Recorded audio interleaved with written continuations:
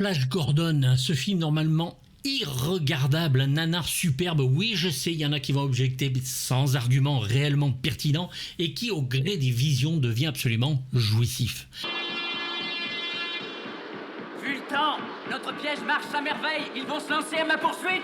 Un budget faramineux, une star qui n'en est pas une, un réalisateur qui clairement travaille pour le pognon sans essayer un tant soit peu de montrer son talent, et bien sûr le producteur mégalo des années 80, le Dino de Laurentiis, qui comme d'habitude arrive à faire croire que c'est son film le plus ambitieux alors qu'il n'y a que peu d'argent au final dépensé, et cela se voit. Planète Terre. Comme elle a l'air paisible. Du coup, pour résumer, nous avons des couleurs flashy, très fluo, des costumes hilarants et une musique assez loin de ce que le groupe Queen nous donne d'habitude. Alors pourquoi, oui, pourquoi nous sentons-nous tout le temps obligés de regarder le film, hypnotisés par des scènes absolument ridicules ? 41, 42, 43. Le match de football bordel de merde, ou un Emperor Ming cabotin au possible et dont la promotion du film sera axée sur ce seul méchant, puisque Sam Jones, hein, l'acteur principal, a décidé de ne pas assurer la promotion du film, étant en désaccord avec le mogol de Laurentiis. Bref, un ratage comme on les aime, revenons dessus avec joie et déception. Allez-vous détruire cette terre? Plus tard, j'aime jouer un peu avec les choses. Après Flash Gordon, un parodie semi-érotique, et l'arrivée du Superman de Richard Donner en passant par les téléfilms Spider-Man de triste mémoire qui sont sortis en France au cinéma, oui, j'ai aimé, con de gosse que j'étais. Voici qu'arrive un héros de bande dessinée, Flash Gordon, en France Guy Leclerc, et va nous titiller les yeux et les oreilles, mais pas tout à fait comme on le pensait.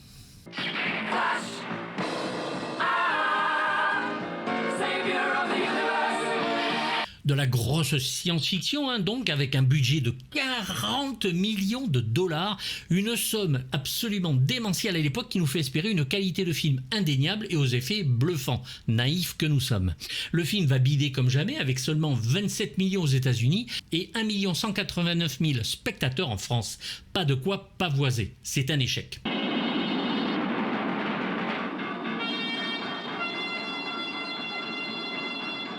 Le casting annonce en plus du lourd, hein. On a Ornella Muti, hein, on a Topol, on a Max von Sydow, on a Timothy Dalton, bref, tout est en place pour adapter la bande dessinée d'Alex Raymond, où Flash, simple mortel dans l'espace, va vivre un grand nombre d'aventures avec ses compagnons sur de nombreuses planètes.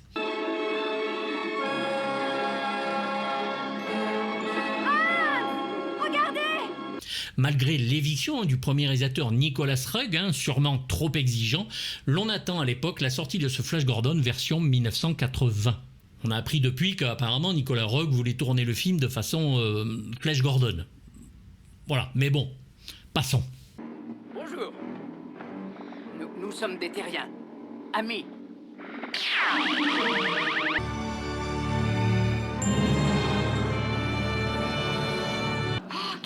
On dirait une réception à l'hôtel de ville. Ça ressemble plutôt à un état policier. Si c'était vrai, ce serait la chance de notre vie. Dessinée et imaginée par Alex Raymond, la BD est lancée en 1934 et l'on est obligatoirement étonné par la qualité des graphismes et de ses aventures narrées riches en péripéties. L'on découvre donc la lutte entre Flash Gordon et l'Empereur Ming et qui va complètement mettre le héros sur orbite et le déclarer célébrité nationale. La BD sera éditée en France dès 1936 dans l'hebdomadaire Robinson, mais en changeant le nom et en le francisant clairement Guy Leclerc. La version française était tronquée, le format non respecté et il manquait bien sûr un grand nombre de planches. On n'aimait pas la violence à l'époque.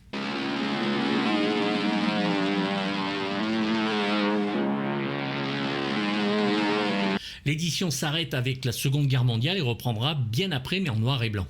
Raymond va créer son monde qui lui sert de base, décrite en détail avec un gouvernement, des rebelles, un peuple opprimé. Plusieurs races extraterrestres prendront vie grâce au dessin du maître, comme les hommes faucons, les hommes lions, les hommes préhistoriques.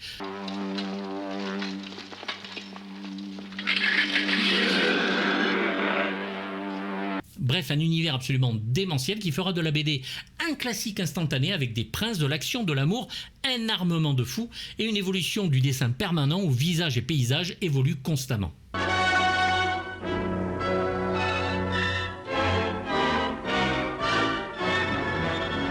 Du coup, avec le succès de la BT, il était obligatoire qu'il passe vite sur écran. Et c'est par le biais des serials de l'Universal que cela va commencer, et ce dès 1936 avec un premier film à épisode, le plus gros jamais alloué au format, 350 000 $. Succès monstrueux dès lors, et 2 autres films suivront d'une durée totale de 850 minutes pour les 3, soit plus de 14 heures. Does my workshop compare favorably with those on Earth, Dr. Zorko? Malgré l'époque et les moyens qui ne sont pas les mêmes qu'aujourd'hui, l'univers d'Alex Raymond est absolument respecté. Flash Gordon est donc joué par Buster Crabbe dans le rôle titre, et Charles Middleton en Ming et Gene Rogers en Dale Arden.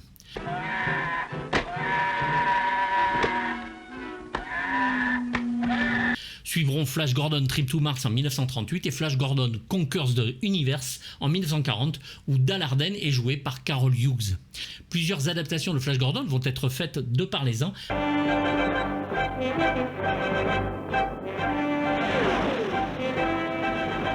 Avec d'abord les nouvelles aventures de Flash Gordon chez Filmation. Ming le cruel. Le docteur Zarkov et Dale Arden se sont joints à Flash Gordon pour un voyage fantastique dans des mondes inconnus où les attendent d'incroyables aventures. Un très bon téléfilm animé qui avait aussi donné la série Tarzan. Flash, Dale, regardez là-bas. Le premier arrivé. Puis une moins bonne en 1996 où on rajeunit le personnage et qui est toujours sur un skate volant, intitulé seulement Flash Gordon. Une série télé du même nom en 2007, mais que j'ai autant envie de chroniquer que de brancher mes burnes sur 2000 volts. C'est même pas la peine d'y penser. Il est de l'autre côté, je dois essayer de le retrouver.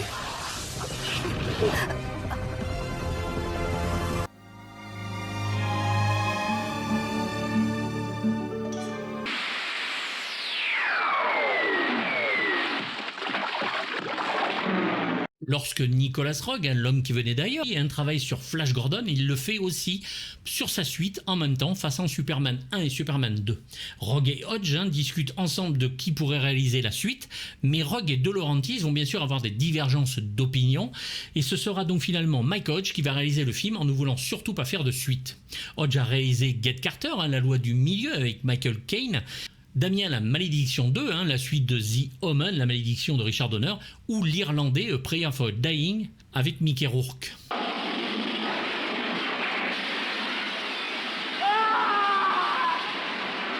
Le tournage va commencer en juillet 1979 pour se terminer en décembre et les effets vont se faire de janvier à mars 1980. Les effets optiques sont réalisés à Los Angeles alors que les effets mécaniques et les explosions sont gérés directement sur le tournage en Angleterre.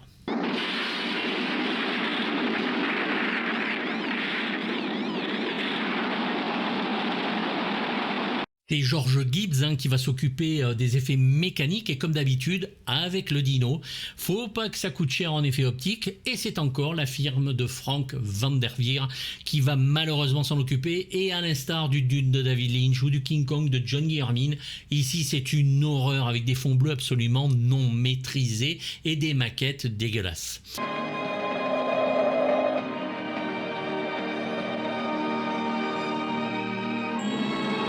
Il est demandé aux acteurs de jouer leur rôle de façon très très sérieuse, ce qui va du coup en plus en rajouter. Et oui, si on voyait dans leur tête que franchement ils savaient dans quoi ils se lançaient, peut-être que le film aurait une petite patine à la Barbarella assez drôle. Là c'est même plus le cas.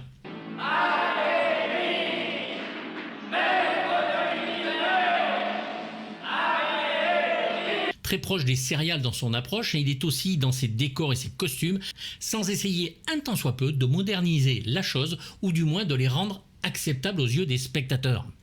Heureusement, certaines scènes sauvent le film. Mike Hodge dit que les débuts avec De Laurentiis furent difficiles, mais qu'après, l'homme était très sympathique.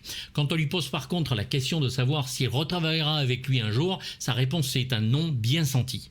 Pour tous les royaumes de Mongo, mort ami! Le responsable des décors et des costumes sont de Danilo Donati, qui ne parle pas un seul mot d'anglais. Son travail est vraiment étonnant par contre sur ce film, peut être considéré comme ce qu'il y a de mieux et défini comme un art déco psychédélique.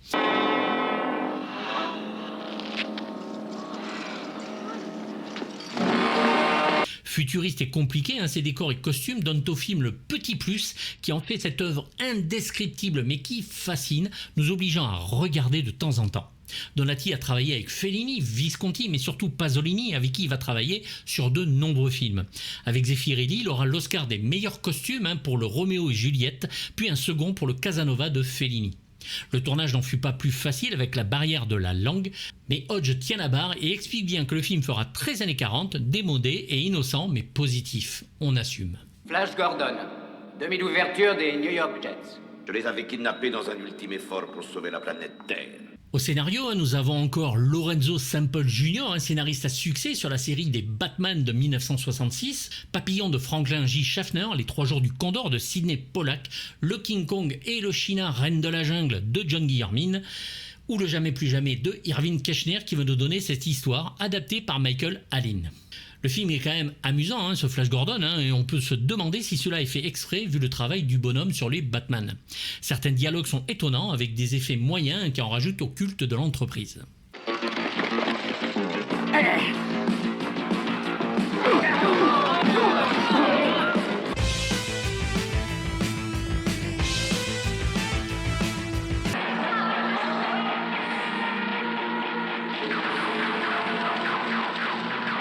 Le rôle de Flash est d'abord prévu pour Arnold Schwarzenegger, et oui, mais il est occupé par sa dernière compétition de bodybuilding de sa carrière qu'il va remporter, son 7e et dernier titre de Monsieur Olympia.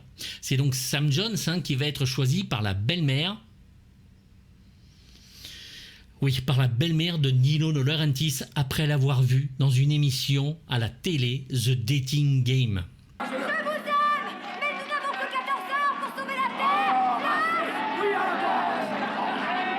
L'acteur joue mal, Hodge hallucine, mais Jones va persévérer et s'en sortir plus ou moins bien grâce à des cours intensifs. Hodge dira de lui qu'il est devenu Flash Gordon, mais il dit aussi que le personnage n'est pas le plus intelligent du monde. Ça se voit un petit peu, on l'avait compris.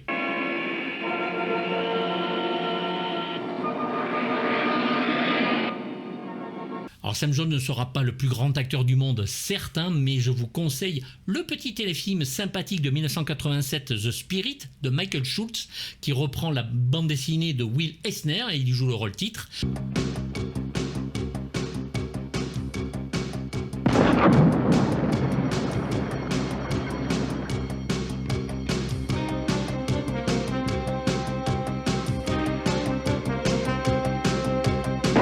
Le film Flash Gordon ainsi que son interprète sont très importants dans le film Ted de Seth MacFarlane de 2012 où l'acteur apparaît dans une scène absolument drôlissime.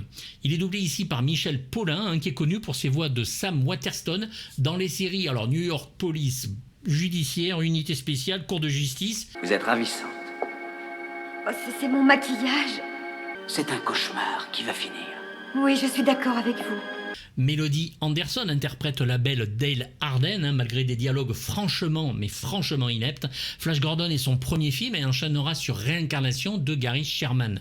À la télévision, on l'a vu dans L'Âge de Cristal, la série, le roman d'Elvis de John Carpenter, Manimal, Galactica, Dallas, Hooker et tant d'autres. Oh, la vérité ne sortirait même pas de votre bouche pour sauver votre vie. Elle va arrêter sa carrière à 40 ans pour se consacrer à sa famille et elle est doublée dans le film par Sylvie Fate que l'on connaît très bien. Demain, je serai exilée sur une autre planète. C'est un mensonge. Espèce de garce. Alors dans le film, on voit quand même qu'elle se jette à corps perdu dans la cascade avec une scène absolument énormissime de baston avec des coussins sur un lit. J'en suis tout ému depuis ma première vision. Et faites aussi jouer vos doigts cette fois-ci. D'autant que la bagarre, c'est avec Ornella Muti, et oui, la fille de l'empereur Ming, la princesse Aura, qui va être choisie pour sa sensualité et sa sexualité apparente. Oui, j'ai bandé. Telle Brigitte Bardot en son temps, c'était un vœu de la production de trouver une actrice qui dégage cela rien qu'en la regardant. Oui, j'ai bandé. C'est effectivement le cas et nous sommes tous tombés amoureux d'elle à l'école. Oui, vous avez compris. Le chirurgien impérial qui a ressuscité Flash Gordon ou un de vos nombreux amants?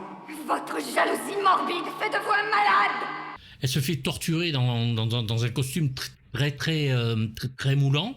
Ce n'est pas pour me déplaire. Certaines personnes de YouTube m'obligent à faire de même et je suis même leur Pantin, hein, pas de nom s'il vous plaît, je ne veux pas que Mario et Geldof aient de problème. Apportez les vers perforants. Pas les vers perforants! Ornella Muti est connue pour sa beauté qui ne l'a pas empêché de travailler avec les plus grands noms du cinéma italien comme Damiano Damiani, Dino Rizzi, Marco Ferreri, Ettore Scola, John Landis, Woody Allen, pas italien cela, Uberto Lenzi et tant d'autres avec des prix d'interprétation mérités. Voilà qui m'a ému au plus profond. Vous êtes venu. Il m'arrive parfois de tenir mes promesses. C'est la grande Monique Thierry qui la double, hein, la voix de Goldie Hawn, Kathy Bates, Linda Carter en Wonder Woman ou Judith Light, la Angela de Madame est servie. Pauvre créature terrienne, se lançant à corps perdu dans le vide, sans savoir ni de qui ni de quoi est fait l'univers. On ne présente plus l'empereur Ming comme l'on ne présente pas son interprète Max von Sydow. Acteur d'origine suédoise, il est révélé au public avec ses rôles chez Ingmar Bergman, notamment bien sûr le 7e Saut, et a joué dans un nombre de films américains vraiment impressionnants. Il est le père Merrin de L'Exorciste dans le film de Friedkin, le baron dans New York ne répond plus avec Yul Brynner et William Smith, les 3 jours du Condor de Sidney Pollack, il est le roi Osric dans Conan le barbare de John Milius qu'on en adore ici, Blofeld dans Jamais plus jamais, un d'Irving Keschner contre Sean Connery, Novotny dans le film Dreamscape de Joseph Ruben, Liat Kynes dans Dune de David Lynch, PD le conquérant de Bill Auguste ou le salopard de Leland Gaunt dans Le Bazar de l'épouvante de Fraser Heston d'après Stephen King. Devons-nous arrêter la torture? Non. Père, je te hais! Empereur d'opérette! J'arrête là où la vidéo fera une demi-heure sur cet acteur absolument démentiel. Il est doublé ici par le grand François Chaumette, un homme de théâtre, de cinéma et de télévision, dont Belphégor, d'Artagnan, aux frontières du possible par exemple. Max demandera et obtiendra la possibilité d'être citoyen français en 2002. Il est parfait ici en Ming, s'amuse et cela se voit. Sa tenue pesait plus de 30 kilos et il ne pouvait la porter et jouer que le temps d'une prise. Allez chercher votre brosse à dents. Parfait, chef. Topol est un acteur israélien qui va être connu pour un violon sur le toit de Norman Jewison et Rien que pour vos yeux de John Glenn aux côtés de Roger Moore. Oui, mais savez-vous comment je les ai mis en échec? Racontez-moi ça, En sombrant dans l'inconscience, j'ai récité un sonnet de Shakespeare. Il y joue ici le docteur Hans Zarkov, un savant qui va emmener Flash et Dale sur la planète Bongo, qui est complètement hystérique et on ne sait pas où est-ce qu'il a eu son diplôme de savant. Il est doublé ici par Henri Poirier, acteur connu pour faire la voix de Donald Pleasence dans New York 1997 et beaucoup d'autres. Il double aussi Mère Grande dans Chapeau melon et bottes de cuir. Cependant, comme je l'ai promis à Aura, je jure devant le grand dieu Arbor de ne pas vous tuer. Timothy Dalton est le prince Barin, avec toute la classe anglaise de cet acteur qui va jouer un Bond excellent, pour certains le plus proche de l'œuvre de Ian Fleming, par 2 fois. Son premier rôle sera dans Un lion en hiver d'Anthony Harvey. Il va alterner film shakespearien et film d'aventure, comme son excellente prestation dans Le Rocketeer de Joe Johnson en Neville Sinclair, une sorte d'Errol Flynn qui est collaborateur avec le parti nazi.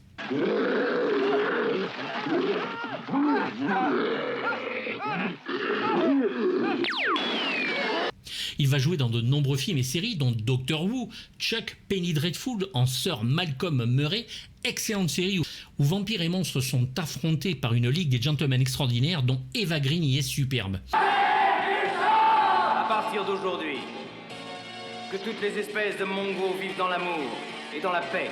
Il y est ici le prince Barin, donc un roi d'Aboria, amoureux d'Aura et qui va devenir un des meilleurs amis de Flash Gordon.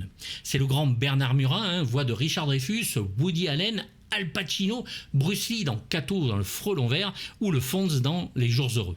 Tu espères miséricorde ici? Que ferais-tu si jamais j'étais captif dans ton royaume? Brian Blessed est un acteur, chanteur, réalisateur, écrivain, explorateur et alpiniste que l'on a vu partout. Après Flash Gordon, nous le verrons dans Henri V, Hamlet et beaucoup de bruit pour rien de Kenneth Branagh, Robin des Bois, Prince des voleurs, où il y joue le père de Robin, Lord Loxley. À la télévision, il est très actif, on l'a vu dans Chapeau melon et bottes de cuir, Cosmos 1999, La Vipère noire et tant d'autres.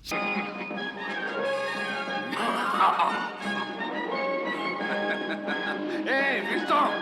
Il joue ici le prince Vultan, le roi des hommes oiseaux. Hein. Il est comme une sorte de viking fort, au cœur énorme, avec un grand appétit pour la vie, toujours à hurler. Il adore les boissons et bien sûr les femmes. Donne-moi la commande à distance. Ah, dépêchez-vous, allez! Il va devenir au final le général des armées. Et pour le doublage, c'est le fabuleux Med Hondo, la voix d'Eddie Murphy, de Morgan Freeman, de Carl Weathers et tant d'autres, qui en fait des tonnes et c'est très drôle. Mais Flash Gordon est toujours vivant. Quoi, vivant? Il a été ranimé par un traître qui l'a fait disparaître de la cité. Peter Wingard est donc Clitus, l'âme damnée de Ming. Il a joué dans Les Innocents de Jack Clayton. Il va cartonner en méchant dans les séries Chapeau melon et bottes de cuir, Le Saint, Le Prisonnier, Les Espions, Les Champions. Puis aura le rôle principal des séries comme Département S sur 2 saisons et Jason King pour une seule saison.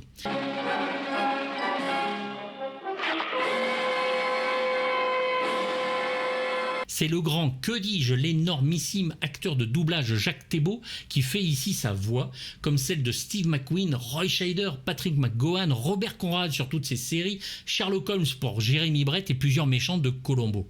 C'est aussi lui qui fait la voix du prologue dans Les Brigades du Tigre.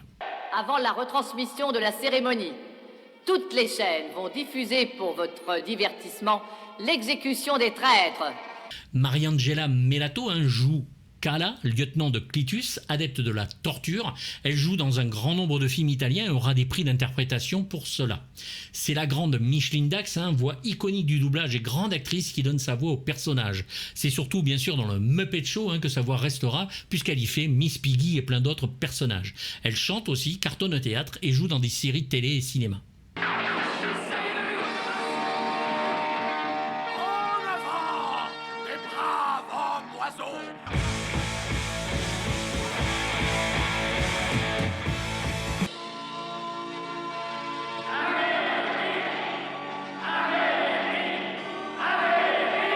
La musique, je vais y passer très vite, je sais que les adorateurs de Queen vont m'en vouloir, mais c'est quand même pas le meilleur album franchement du groupe. Donc c'est Queen qui va faire la musique et beaucoup de passages d'action. On notera le très bon morceau sur la mauvaise scène du football américain.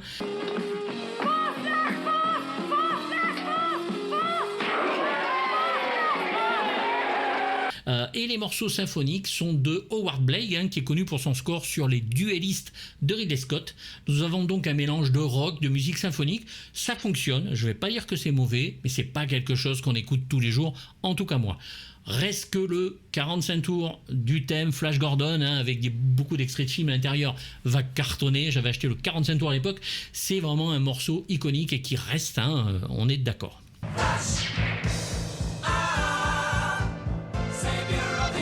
Flash Gordon ne peut vraiment pas être crédible en racontant l'histoire d'un footballeur américain qui va sauver l'univers et faire craquer toutes les filles dès qu'il est présent.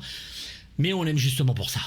C'est du kitsch assumé, et l'idée absolument hilarante que Nino De Laurentiis pense pouvoir rivaliser avec Star Wars est encore meilleure. C'est du cinéma bis, vraiment assumé, du Z pour 40 millions de dollars qui le sauve de l'oubli. Érotique, sulfureux, nymphomaniaque, hallucinant sur la forme et le fond, des dialogues hilarants font de ce Flash Gordon un film absolument pervers, fabuleusement hypnotique et qui mérite seulement la note de 2,5 sur 6 au lieu du 0 qu'il devrait avoir. C'est une note pour la forme, ne vous inquiétez pas, ne vous emballez pas comme dans le Choc des Titans, je note vraiment la forme. Voilà, c'est tout. Mais le film reste vivant et se revoit pour rigoler entre potes avec Flash, Savior of the Universe. C'est magnifique, j'adore. Donc voilà, je note vraiment le film. Soyons un petit peu professionnels 2 minutes. Ça vaut pas mieux.